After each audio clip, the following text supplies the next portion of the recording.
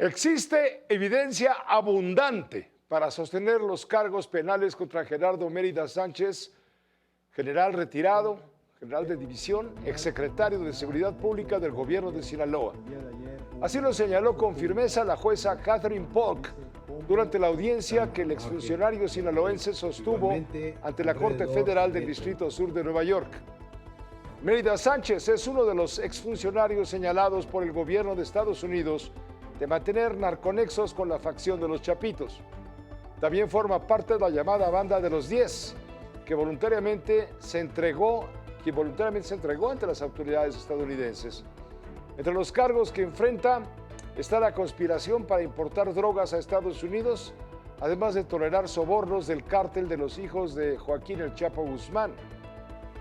Era el responsable de seguridad en Sinaloa de septiembre de 2023 a diciembre de 2024 y habría recibido $100,000 mensuales durante todo ese tiempo por ayudar a los Chapitos. Hoy compareció el general, vestido de reo, pálido, encorvado, esposado de manos y pies. La comparecencia duró apenas 15 minutos. La próxima audiencia fue programada para el 4 de agosto. La presidenta de la República nuevamente defendió la soberanía de México en una clara definición política y endureciendo el tono. La mandataria fue tajante. México, dijo, no es piñata de nadie ni patio trasero. Durante su discurso para celebrar el segundo aniversario de su triunfo electoral, denunció una campaña para desestabilizar el proyecto de la 4T, principalmente orquestada por la ultraderecha nacional y la ultraderecha de Estados Unidos. Vinculó las acusaciones del gobierno estadounidense contra funcionarios mexicanos con intereses políticos rumbo a las elecciones intermedias en Estados Unidos en noviembre próximo y los comicios en nuestro país en junio de 2027, de aquí a un año exactamente. Vienen por unos, luego por otros, hasta que oficinas del Departamento de Justicia se vuelven el principal elector de México. Es lo que dijo frente a más de 130,000 personas reunidas en el Monumento a la Revolución. La presidenta Sheinbaum concluyó su mensaje con un llamado a simpatizantes para realizar lo que llamó asambleas informativas en todo México y defender así la soberanía nacional. El embajador de Estados Unidos en México, Ronald Johnson, señaló que convertir desafíos compartidos de seguridad en una discusión política es una oportunidad perdida para fortalecer la cooperación entre ambos países. Es un mensaje que parecería respuesta a lo dicho por la presidenta de la República. Las personas a ambos lados de nuestra frontera merecen vivir libres de la intimidación, la corrupción y el miedo que generan los cárteles, escribió el diplomático estadounidense a través de las redes sociales. Esta mañana, la presidenta de la República suavizó el tono del mensaje del domingo, del mensaje del fin de semana. Descartó que Donald Trump esté detrás de la ofensiva injerencista en contra de México. Responsabilizó a grupos de ultraderecha estadounidenses, quienes buscan, dijo, que no haya buena relación entre ambos países. Con uno, Julio Sánchez informa. Estamos hablando de El fin de semana elevó el tono en sus acusaciones de injerencias desde el extranjero. Pero la mañana de este lunes, la presidenta Claudia Sheinbaum matizó. Yo no creo que sea el presidente Trump quien ha encabezado esta ofensiva en distintos temas. No lo creo. ¿Qué hemos hecho?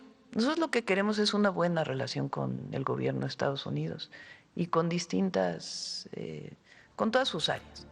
Las acusaciones fueron contra el ala más conservadora de la Unión Americana. La mandataria aseguró que se alían con la derecha mexicana y esto no es algo nuevo. ¿Cuáles son las verdaderas intenciones? Presidentes, no presidentes, otros sectores del gobierno de Estados Unidos, senadores, congresistas, cuya intención pues es tener en México gobiernos totalmente afines, entreguistas, aun y cuando lo mejor que puede haber pues es una política de buena vecindad. Sheinbaum Pardo afirmó que la ofensiva se realiza en redes sociales y con inteligencia artificial.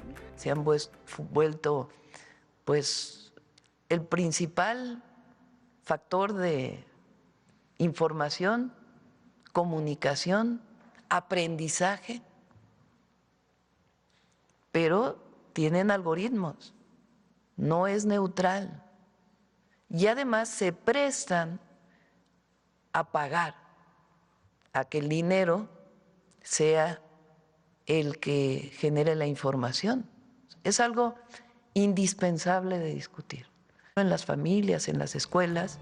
Con uno, Julio Sánchez.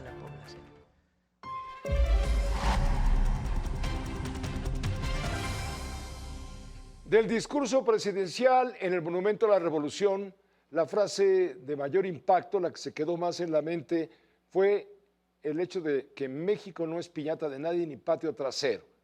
Pero se dijo mucho más.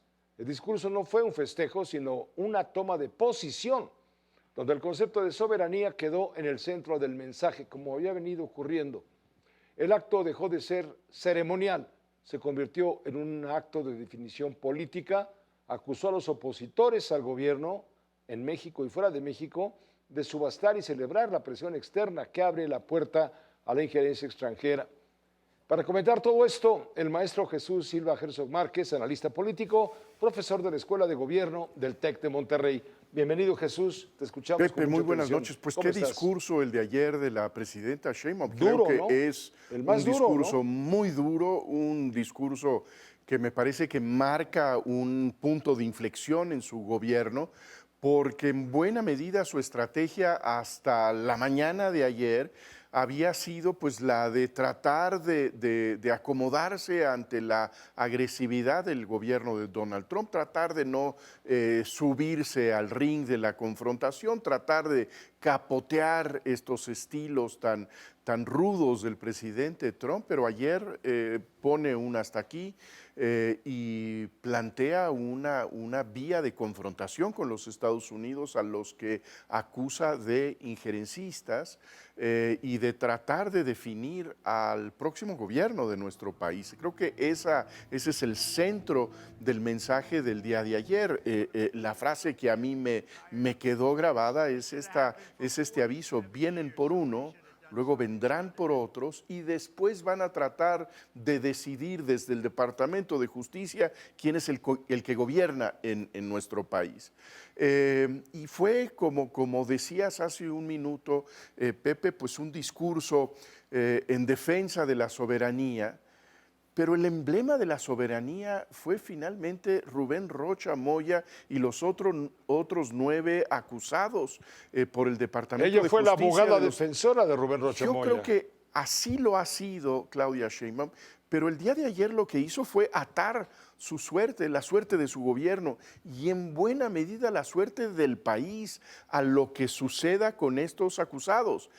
Me parece que cruzó una línea la presidenta Sheinbaum que va a ser muy difícil desandar, aunque, como decías hace un minuto, haya tratado pues de suavizar las cosas esta mañana diciendo de una manera muy poco creíble que Trump no está enterado, que esto no tiene nada que ver con Donald Trump y que son los miembros de la ultraderecha de los Estados Unidos asociados con los traidores que pertenecen a la ultraderecha mexicana. Yo creo que pasamos ayer una línea muy delicada en donde las acusaciones son muy serias y en donde, pues desde luego, se va a entorpecer muchísimo el diálogo con el gobierno de los Estados Unidos. Ciertamente va a ser un problema. Ya viste lo que pasó hoy en la Corte Federal del Distrito Sur de Nueva York con el general de división retirado, Gerardo Mérida Sánchez, donde dijo la jueza en 15 minutos: esta es una evidencia abundantísima. Abrumadoras son las pruebas en contra de este secretario de Seguridad del Estado de Sinaloa. Y yo creo que pues la presidenta Sheinbaum ha estado pidiendo, ha estado insistiendo en que necesita pruebas. Yo creo que esas pruebas van a caer muy pronto y va a poner al gobierno de la República, la presidencia de la República, en un aprieto muy, muy serio. Porque no creo que estemos nosotros ante un caso endeble. las evidencias que todos los ciudadanos mexicanos tenemos de la manera en que se ha conducido el gobierno de Sinaloa en los últimos años, pues me parece que nos da a nosotros desde nuestros espacios pues muchos indicios de lo que hay, lo que se ha cocinado en ese estado en la relación entre la política y el crimen organizado. De tal manera que me parece que la presidenta de la República pues se exhibe arrinconada y lanza este grito en el monumento a la revolución, que no es una defensa en abstracto de la soberanía, sino una defensa muy concreta de estos acusados y los que ya nos avisó que van a ser los siguientes en la lista. Así es, porque están cargados de ideas allá en Estados Unidos para ir soltando poco a poco nombres y más nombres, ¿no? Porque se habla de un número de 50 visas canceladas a políticos, sobre todo de Morena. Mira, yo creo que lo de las visas es un asunto menor, que no vayan a ir a Disneylandia o que no vayan a ir a hacer sus compras de Navidad. Lo que yo creo que estamos en espera es de acusaciones del tipo de las que vimos en el caso de Sinaloa, de los 10 de Sinaloa. Que tengamos nosotros otras acusaciones concretas a gobernadores, a presidentes municipales, a integrantes de la clase política. Porque a pesar de lo que dijo el día de hoy la presidenta Sheinbaum, pues al presidente Trump lo hemos escuchado varias veces decir que quien gobierna México son los cárteles de la droga, que quien gobierna no es la mujer que vive en Palacio Nacional, sino que es este grupo de cárteles que dominan políticamente a México.